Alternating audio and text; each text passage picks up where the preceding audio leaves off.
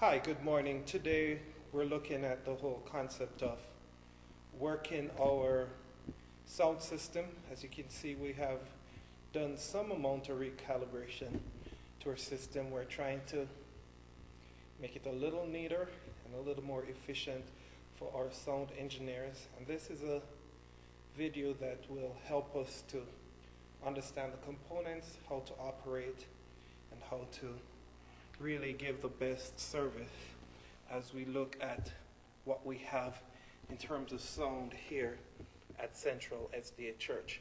Now, the first thing we want to do is learn how to turn on the components for our sound system. Now, most of our system here to the front is on two power strips. So when we get in the mornings, what we first need to do is to power on our power strips, which are to the left here. And we flip this one to where you have that little dot, and that's on. And you'll see that immediately our power is on our monitor, on our mixer. We know that because we see the power light there. And we have some components that are already on here, and we just want to check to ensure that all our wireless receivers are on. Our lapel mic receiver is on, the Shore white is on, and the older Shore is on. Our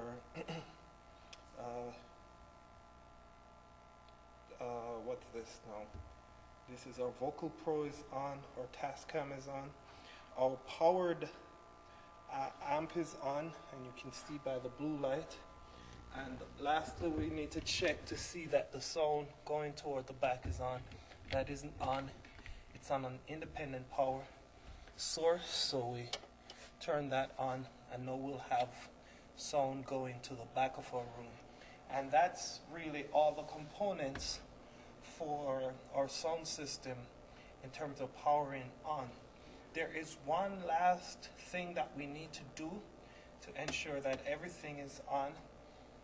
So we have everything back here is on, but our monitors are actually powered monitors. So what we will have to do is walk up to the front and turn those monitors on. So if you'll take the journey with me, we'll go up to the front to turn those monitors on. Okay, so here we have our powered monitors, and as you can see, they're plugged into the wiring behind here. And to turn these on, we need to flip them a little bit to the back. And you can see here is your power switch. We flip that on. The monitors are now on, powered. And we do the same for the other one on this side. So similar operation. Can you see? Flip that on. It's now on. And everything. So now all the components of our sound system are now on. And what we have to do now is calibrate our system so that it works properly. Okay, now that we have learned how to turn the system on, we want to look at some of the connections that are here on the system. So the first thing we have are our connections from line 1 through 4 would be our connections from our Shore mics and our Vocal Pro. Number 1 would be our white Shore mic, which is the older, the newer handheld in the Shore wireless, and that will be controlled on line 1. So it would be all the way along here.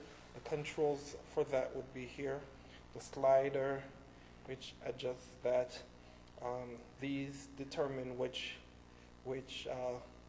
one of the main controls the volumes on it, and the PFL sends the signal to your headphones so that you can isolate that particular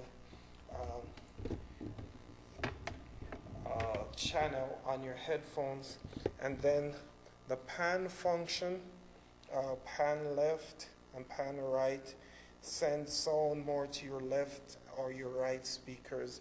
Your effects would determine how much effects would be on each.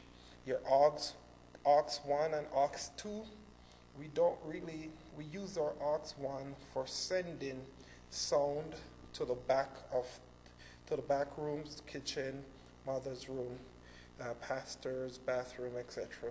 So this would adjust the level of the signal going out. And then the main aux 1, it's right here under send. If you can see it right there, that controls the total level of signal going to that. So we have our aux 1. Then now we have our EQs, which we have the lower end, which determines how much bass we have on there, our mid, and our high. It's just basic EQ functions. And our compression helps with the volume, and then our gain is also volume control that does adjustments to volume. And that's the basic adjustment for all our channels from 1 through 6. You'll see channel 7 doesn't have our compression, but it does have gain from 7 through 12, and then 13 through 16 don't have any gain controls at all. So just by way of miking situations, number 1 would be our white shore, green would be on 2, blue on 3, and red on 4. And these are all from the Vocal Pro. Number 5, we have our other shore mic, which is the older shore. Number 6 is the lapel microphone. And then number 7, I've added the second series in our Vocal Pro, all on one channel. So that would control 4 mics. Yes, this little thing here controls the 4 lower series in our Vocal Pro. So it would be Q, R, S, and T. We don't normally use those, but if there ever arises a need for us to use those 4 bottom ones, we just need to take it out of the case, those mics out of the case, ensure that they have batteries in them. And all of those would be controlled on channel 7. Channel 8 is free. Channel 9 is our piano mic, which is very important that we have on during the service. And the reason for that is if the mic is not on, then it will not be recorded on our DVD. And then the black mic is for the other wired mic up front, or computer, or CD player. And then lastly, this is our effects. I don't personally like using too many effects, especially for speaking, but it's good to know that that's there so that we can know if there's any effects that the person wants or doesn't want. This basically controls our master effect. Now, let's look at some of the other inputs that we have. These would be our inputs in from our computer. These are our inputs in from our CD player. And we do have left and right on that. And this wire here is our Aux Send, and it's controlled by this knob here. As we talked about earlier, this controls the sound that goes to the rear room, so we can adjust the volume here as well as independently in each of the rooms. These two are these control the sounds going out to our monitors up front, and you notice it's on group 1 and 2 and group 3 and 4. The sliders down bottom control this. So if we have the sliders all the way down, we will not get any sound going to our monitors. So the sliders have to be up, and that allows us to adjust the volume on our monitors separate from the volume on our main speakers, which will be adjusted primarily using our main volume monitor. And as we can see, we have monitors on the piano side, monitor on the organ side. Okay, now this connection here is very important. Let me scoot around a little bit. It's on the main out, and what this is the connection going to the audio recording on our DVD player. So this is very essential, and I've placed it here because before we used to place it on a group so that we could adjust it independent of our main volume. But then, you know, many times if the sound engineer is hearing the main volume and adjusting the sliders, we may actually have a situation where we can hear sound in the building, but then there won't be any sound recorded on the DVDs. So now our actual recording is based on what we hear on the in the main speakers, and then these two wires represent our main volume out, and that's basically the connections that we have here on our sound system. This is our connection for our headphones so that we can see what's happening. We can adjust the volume to our headphones using this knob, and that's basically it. I think one other thing we need to be aware of is sound. In order for the sound to work for any of our mics, we have to have the sliders up. So let's say we're doing our computer. The slider is up on the computer. The main volume is up, but we also have to press the on button, and it's a toggle switch. So when it's lighted, it means that we will be hearing sound from that source. When it's not lighted, even though the other things are up, then we probably won't be hearing any, we won't be hearing any sound from it, at least in the main speakers. And that's about it as it relates to operating our sound system. You have a good feel for what the components are, and we'll continue our video series. If we have any questions, we'll do a more in-depth study on how to operate various components there, how to break down, how to get ready for mobile usage.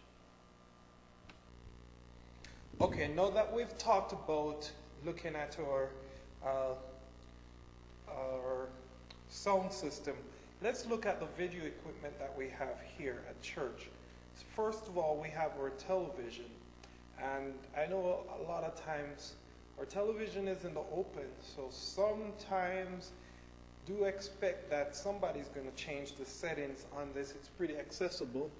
So let's say that some kid changes the channel or something, you know. So you turn on the television and you can't find your channel that will help you to see what's actually happening on your projector. So how do you get back to where it should be? What we can do is, first of all, we go to the input button on our remote, which is right here, bottom, lower left-hand corner, input. We press input, and what we're trying to get to, input, is our RGB. Press select, and that gets us back. So again, we can, the procedure again is your input button, lower left-hand corner, and back to RGB. And of course, you can change different inputs right there, but that's just a problem that we've had in the past, and a lot of times we don't know how to get it back there, but it's a very simple procedure. Get it input, input to RGB, and you can see now we have whatever is on the screen actually showing on our television set. Okay, so now here it is that we have our projector off. Our computer is on around the back because we can see that on our television, but our projector isn't showing. So again, for this, we use the upper right hand. That's our power signal. And we need to point that towards our projector and press once, wait for it.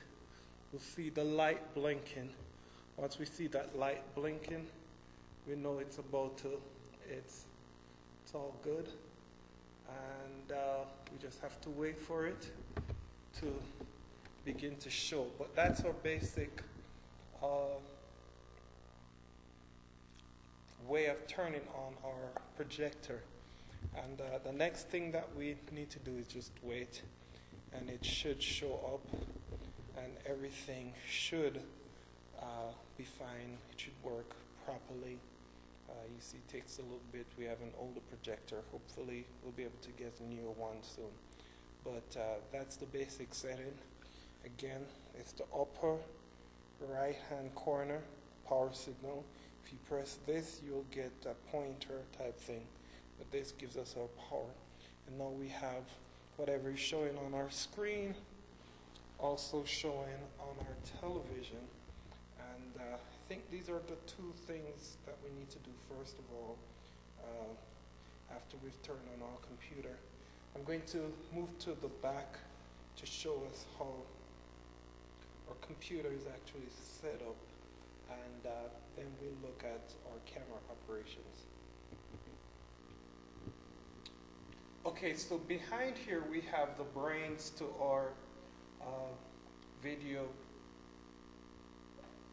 system for the church, and basically what we have is a configuration of PowerPoint with a computer with dual monitors, so we can work on this computer independent on this monitor and project on the second monitor. As you can see, the screen shows what's on the second monitor, while we have our first monitor free to have whatever background information we want to be working with. So in terms of our video system, it's a little bit more intricate than our sound system in many ways, but the principles are still the same. We have our CPU, it's down bottom, and basically we'll need to just be plugging that in. It's connected with several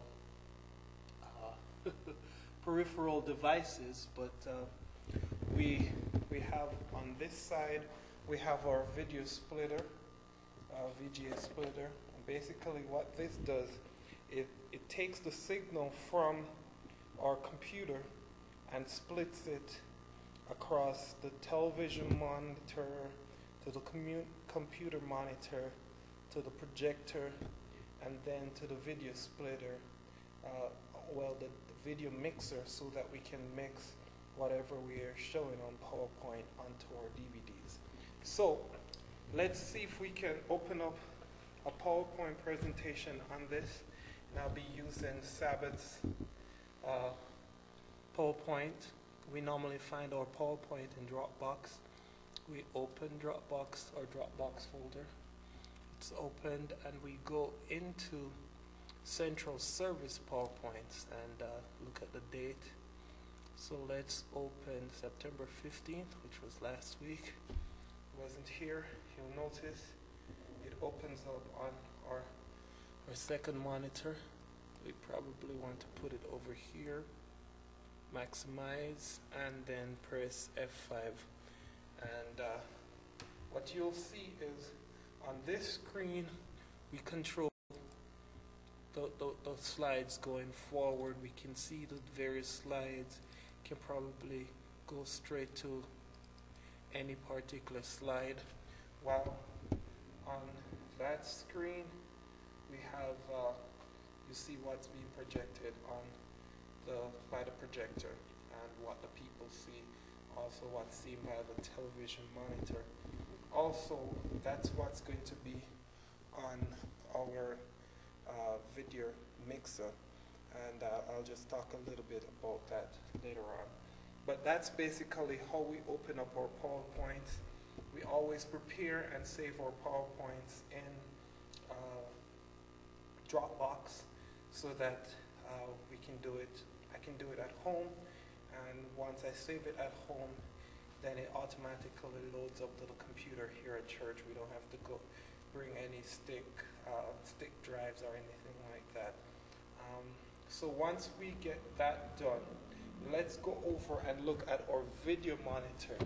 So what our video monitor does, let me get the glare off here from this light source. All right, what the video monitor does is we have 4 inputs that we can work with.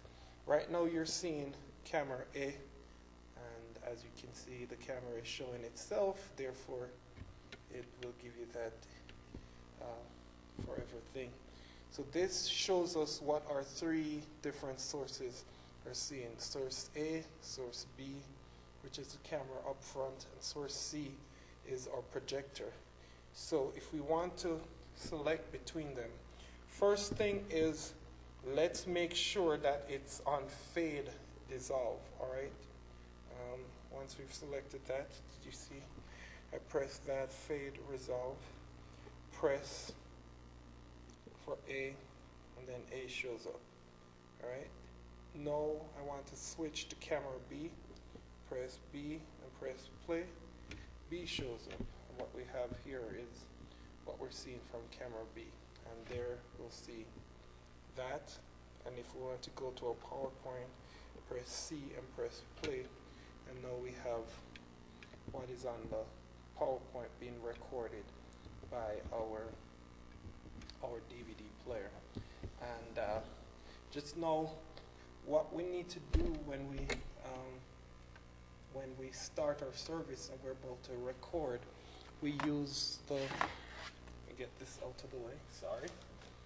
We use our our remote, and of course we turn the DVD recorder on. And one of the things that we want to be aware of is the time right here that tells us how long the recording will be. Depending on the length of the recording, we'll get a certain quality. So at an hour and 1 minute, which is what the timer is showing now, we'll get really, really high quality recording. So if we look at the lower row, we have record mode. And look what happens when we press that. So if we press that, you'll see X, P, low bottom right screen, bottom right portion of the screen, XP 101, that tells you very good quality, 1 hour, 1 minute. Normally this is the setting that we use, SB short play, which goes for 2 hours. We can do a long play for 4 hours and 4 minutes, or we can do I don't know what EP would be, economy I guess, 6 hours and 5 minutes, or super long play for 8 hours and 7 minutes. But again, that would tell us that the DVD would be able to record 8 hours of video that way, but the quality would suffer considerably. So we want to change our record mode using lower row. It's the second key, and put it to short play, which is 2 hours. That gives us a good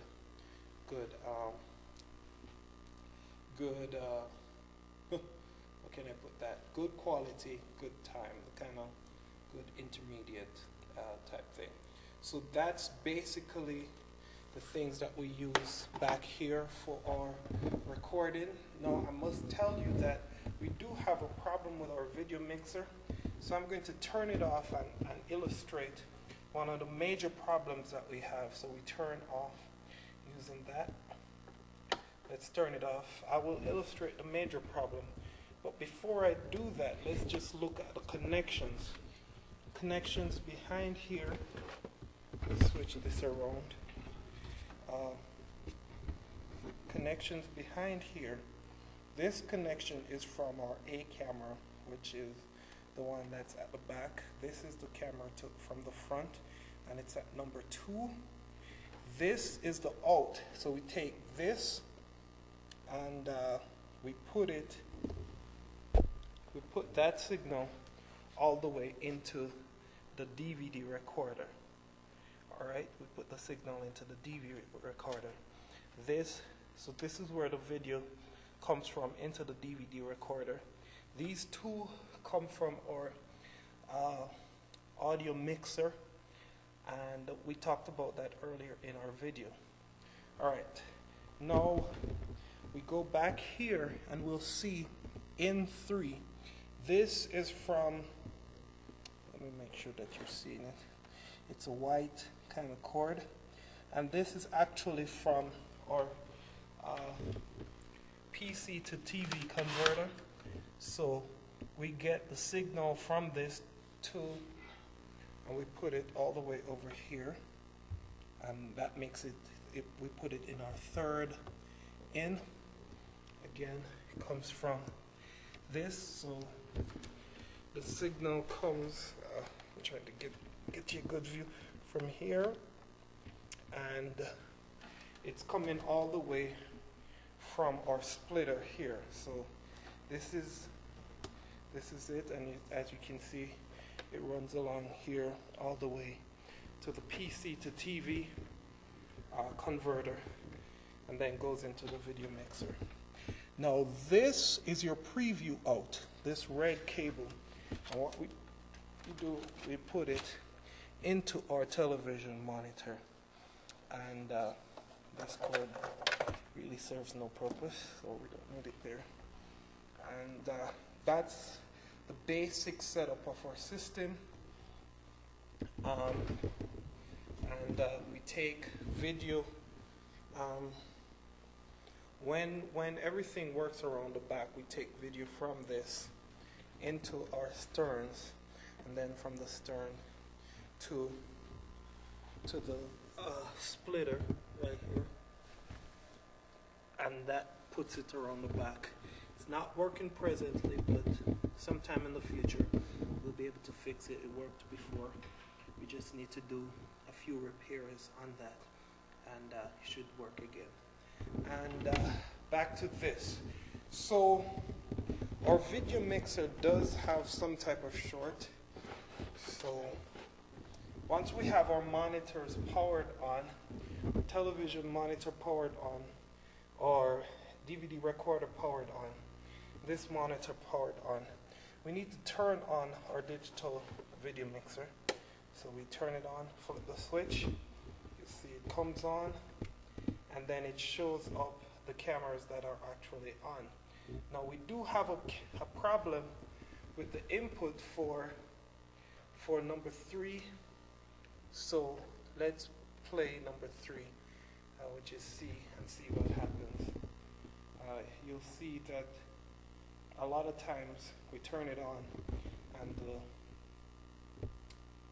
the PowerPoint flickers. All right, how do we stop that? Because this is probably the major problem that we'll face once we're using our video system. This is what we do. We go back to the video mixer, all right, and we press C to make sure that the lining is under here, and we go to setup, which is right here. It's the third button on the rightmost column, and we press setup, and that gives us this screen. And then we do 3, press C, make sure we have that there, and then we press, get the I think this is a green thing, and input 3 at the V, and that should be it. Exit setup, And if you notice now, the signal has stabilized. And that's what we do every time we turn this on. We check the PowerPoint setting to ensure that it's not flickering. And if it's flickering, we do the setup to stabilize it. And now we can move stably between different options. We go to A, there is A. We go to B, there is B. And we go to C, there is C. That's it. Now we'll look at actual camera operations for the front camera, just setting it up properly. Shot selection and those other issues will be dealt with in an independent video, but I just wanted us to see what we need to do whenever we turn the camera on at the front. There are some settings that we have to alter on that. Okay, so we're here early in the morning, and we get here and we see that this camera is off. The wheel is in the off position right here. How do we turn it on? First, we need to press, there's a little button right here. We have to press that and flip the wheel clockwise until it gets to external connection. Clockwise to external connection. All right. Then we flip the viewfinder. It's very awkward to do this with one hand. We flip the viewfinder. What we'll see here, very difficult to see. So I'll show you around the back. There will still be some writing on the screens. And if we film like this, will come up on our DVD. The product doesn't look very well or very good. I'm going to show you what it looks like actually around the back. So if we just turn it on to external connection like this, then we'll have some problems with our recording. If we could turn it on in some other connections, the issue with that is if we're not actually recording tape on this camera, then after a few minutes it will automatically power itself off. But if it's placed on external connection, it will stay on throughout the whole recording session. So let's look at what happens to the screen when we turn it on and leave it exactly the way it is. There's some issues that we have to resolve. You can see the sound. You can see we're picking up sound, and there's a flashing red tape there and a few other things. Let's see how that looks around the back. Okay, so I'm back to the rear of the church where our video brain center is. I've placed the cameras to show what's on camera 2. And as you can see the blinking red tape. All of this would be recorded if we just simply turn the camera on up front. So we have to be able to clear these things so that they don't show on our recording. How do we do that? Well, walk with me back to the front and I'll show you the steps that we need to take to get that cleared.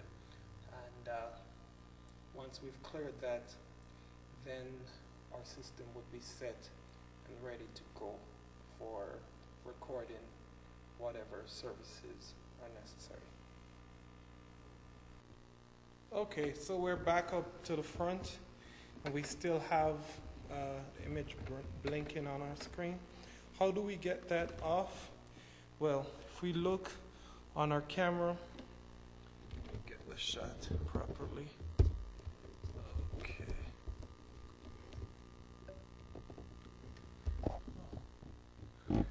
Right at the top of the camera, we have a few buttons there.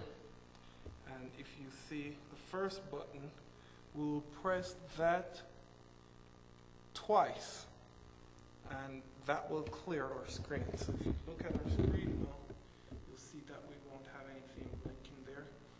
And I'll bring you to the back just to confirm that. And that basically is the major setting for this camera at the front. There are are some advanced settings that we'll learn about in another independent video. Now that we're back here at the rear, you'll see that we're still on camera 2, and the video looks good. There aren't any writings on the screen or anything like that. So that's the basic settings for our cameras, and that should do it for setting up our cameras for service.